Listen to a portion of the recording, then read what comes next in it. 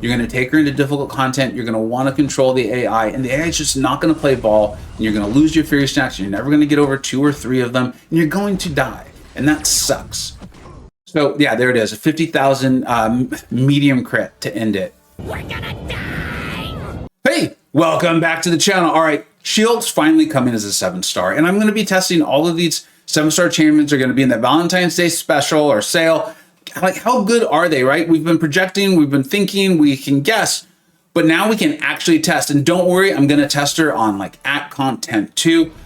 But I know that she can ramp up. I know that she can do absurd numbers if you play her exceptionally well, right? And it's a fight that works for her, and a lot of fights do work for her. I'm aware of that. And she ramped up so high because she has an 11% chance to gain a passive Fury effect, right? And each of these Fury effects is increasing her attack by a pretty good amount. And you can see we've already got 3. I think we're going to get to like 8 or 9 in this fight. And this is only a battleground size health pool. So you can understand why she can get to these massive, massive levels. I knew that. But I want to see, like, how is she in smaller, like, battlegrounds, or like questing, or like war, or even like EOP? We're going to show that to you. We're going to show that to you. And so when in here up against Sasquatch, she does have the slow off of her heavy. It's one of the best things about her, in my opinion. Right? So I thought, well, she'll definitely be good against Sasquatch for that, so I don't have to worry about the Unstoppable. But the other thing is, off of her SP1, 100% chance to gain a Fury effect, so that's great. It's helping her ram. But 75% chance to exhaust the opponent, reducing critical damage rating by a number. Really, really good. Don't get me wrong. But here's why it's even better.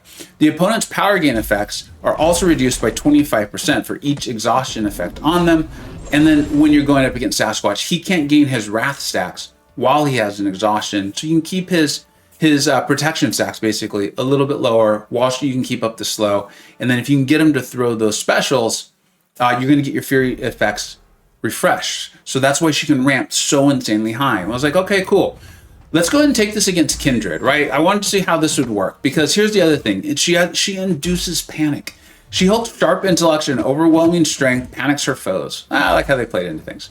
Increasing their chance to launch a special by 50% for each of her passive Fury effects. This kind of an interesting thing, right? In a way where it's like, if you're playing well and things are going well, things are going to keep going well. But if it's not going well, it's going to go poorly.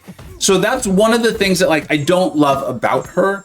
But I'm showing you all the things, and of course in the very end I'll talk about like my conclusions. You can see we're down to three of our Fury sacks, but we still had a crit for 16,000. Like I talked about, those Furies are very, very potent, right? We're critting for that number with just 3 of them. Let you know this is pretty potent. Also, her attack does increase when she's fighting larger champions. She likes to beat up on the big guys, I guess. So Kindred is relatively small, so that wasn't coming into play at all. And I'm going to test that even more a little bit later. Then I was like, all right, cool. Let's go ahead and awaken her, because all of that was unawakened. And there is thought out there that she's actually worse awakened. I'm not sure I agree, but I think I don't agree because of my uses. And I want to show you this, right? She gets a class, basically a bonus per class she's fighting. And the big one that people kind of disagree on is this Mystic one. You get a massive attack increase. Look at that, 3,560. That is significant attack rating, and She-Hulk attacks cause the opponent to gain 25% less power. And that's where it starts to feel a little bit of tension with her kit. Because remember, as we said, you need them to throw their specials in order to refresh your passive Furies. If that doesn't happen, then you don't get to keep your passive Furies. You lose your passive Furies. You're not doing the massive damage, and her loop starts to fall apart. Okay, so there you can see why people think that. I think the countering out is that she's doing significant damage anyways. So maybe it balances out. You can see I'm testing this here. I'm using the slow to help against Man-Thing's in Unstoppable. She isn't buff immune, and she doesn't have like a dex replacement or anything like that. So Man-Thing is still able to put his, it always looks like cheese to me, but I think they're called like pustules. But you can see like we're doing enough damage. We're doing enough hits into him so that he's getting power. Like I'm not having to worry too much about my Furies falling off. This is working pretty well. But on the other side, I can definitely see, especially if you're really trying to do like a larger health pool, or if the fight is really intense, if there's nodes starting to play into it or something like that, where this awakened ability actually does become a detriment. Like, I very much understand why some people say, like, I actually don't want her awakened. I wanted to show that to you so that if you get her from Valentine's Day or she comes into the basic crystal, you can consider, like, if there's an awakening gem, obviously I don't know what's going to be in the sale, but make sure you're aware of what you're getting with her on this one. There's a lot of really smart players who are like, I actually don't want her awakened. Now, I will also talk to you at length about how she has the slow, right? Handling evade and unstoppable. All right, I wanted to find it to make sure I read it perfectly to you. And this is the other thing is, and this is why I wanted to show you her against small opponents. Always active, extensive weight training allows She-Hulk's personal passive fury effects and all stun debuff to last up to 50% longer. That is a long time. Based on the size of her opponents. Larger opponents grant larger effects. Yeah, I showed you Sasquatch, right? Kindred's not large, but then I showed you Man-Thing. I think Man-Thing is size large. I think it's really important that I also show you not large champions. So I found this quest as in Act 9 where you can see they're going to be going unstoppable and there is a chance to evade. Well, that's asking for slow, right? That is asking for a slow. Wasp is as little as it gets. She's just this little gal, right? So we've got our slow up, which means we don't need to worry about evade, which is something you need to be worried about with Wasp anyways. And then we don't need to worry about the unstoppable. It's really nice, and I like that. That's what slow is such a powerful debuff in this game. Now remember, it's not going to work against skill champions, but hey, I've already shown it to you against those mystic champions, and now here's a whole lane that this is working against. It's also given us a pretty good opportunity to just worry about getting our fury stacks up. But like I wanted to show you, look, we just lost them. We just lost our fury stacks. Right? I think we had 4 and we lost all of them. And that's because they're not lasting as long. They just flat out aren't. And so I think it's really important that you see this. And this is one of the things that like Deathless She-Hulk, they did clean up, right? They went through, and yes, the absolute highs are not as high, but man, she's a lot safer. And if you've used Deathless She-Hulk in the Necropolis, you know she is pretty bonkers, and the high is plenty high. Like, I was soloing multiple fights with her.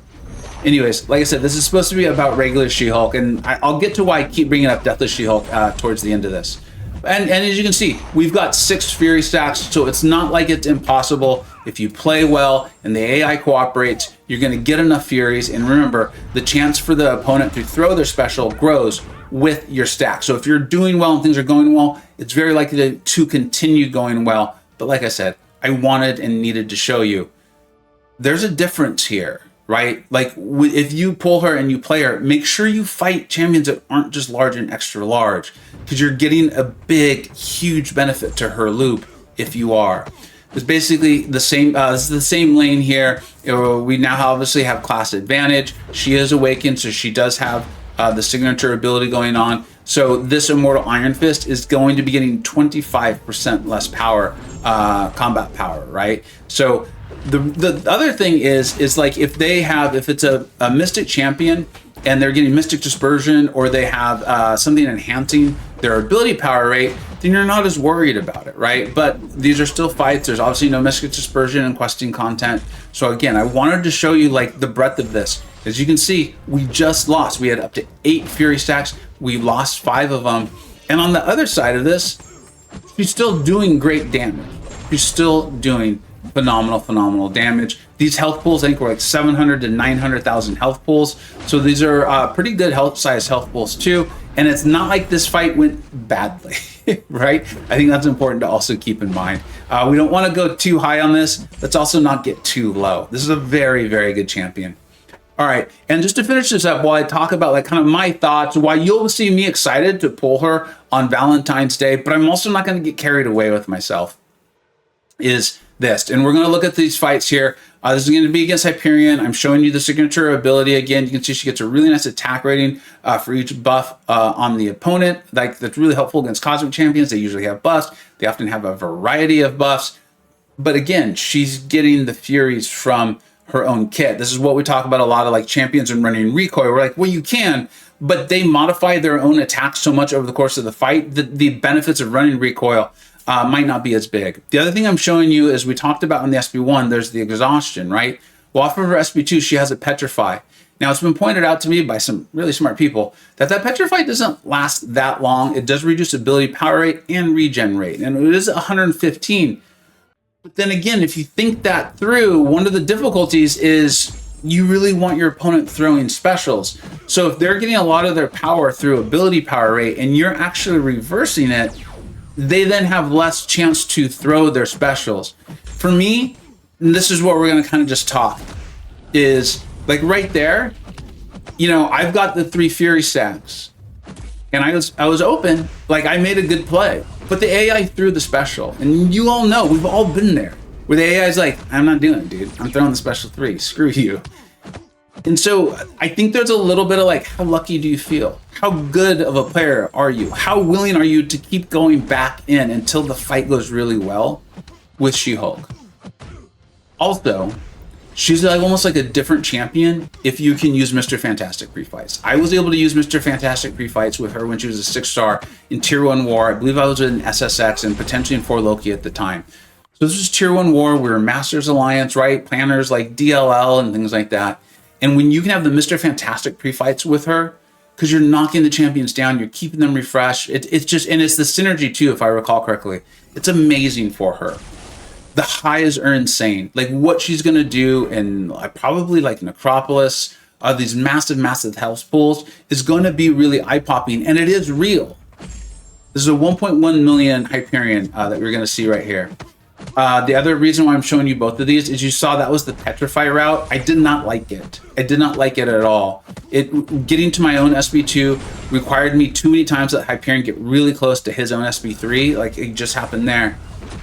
But if I stuck with my SB1s, I was knocking them down more. And remember, the exhaustion does help you with ability power rate as well, so, right? The opponent's power gain effects are reduced by 25%. It felt like a perfect happy medium as far as he's still getting some power. I'm knocking him down frequently, so I'm telling the AI they're in trouble. So they will throw their specials. It'll help me refresh my Furies. And you're going to see 1.1 million. I think we're going to do this in a little under 2 minutes, okay? So that's how I feel about her. I feel like she's a champion where you enjoy her. There are going to be moments where she feels like potentially the best science champion in the game. I mean that. I mean, she's immune to poison. Her damaging, her Furies are passives, so you don't need to worry about them getting nullified or things like that. Her kit does have exhaustion. She does have a petrify, but like I said, I really like the SB1 a lot better than the SB2. She has some really nice synergy. So this is a very good champion, and her ramp is basically like almost limitless as far as if you keep these Fury stacks up. You can see we're up to 13 now. I think we're going to end this fight with a 50,000k medium crit, right? When you're critting for 50,000 with your medium attacks, things are going really well. I think she's also a champion where you don't enjoy her, she's going to be so insanely frustrating to use. You're going to take her into difficult content, you're going to want to control the AI, and the AI is just not going to play ball, and you're going to lose your Fury stacks, you're never going to get over 2 or 3 of them, and you're going to die, and that sucks. So yeah, there it is, a 50,000 medium crit to end it. When that's possible, and it's possible in a very short amount of time, she's almost intoxicating to play. I realize how ridiculous that sounds, but I couldn't come up with a better word to describe why I think some people are going to absolutely love her, and some people are going to play her once and never want to play her again because they're going to die in a tough fight.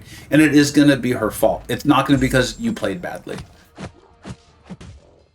I'm doing this for my, like I said, I was interested in the champions for the Valentine's Day sale. I'm pretty sure I'm going to be participating in it. I know a lot of you are as well too. And also, these champions do tend to make their way to the basics. So I wanted people to know what they were getting. In my very, very honest opinion, I wish they had saved her and they had given her a Deathless She-Hulk style rework. If you're not familiar with that, check out the videos on Deathless She-Hulk, where they did a lot, where they did bring down the tremendous highs a little bit, but man, they made the ramp feel so much safer. You still needed to play well, but you didn't need quite as much AI cooperation. And in a game where that's one of the most difficult things, and that's one of the biggest skill asks, but also RNG asks, man, it felt nice, and I'm happy to give up a little bit of these outrageous highs for a little bit more, let's call it safety and security in the ramp. She's a good champion. I'm actually very interested. What do you think? Are you like pumped up to get her? Are you pumped up to maybe take her to rank 3? Have you already decided? As usual, let me know what you think I got right. Let me know what you think I got wrong. Thank you so much for watching. Take care.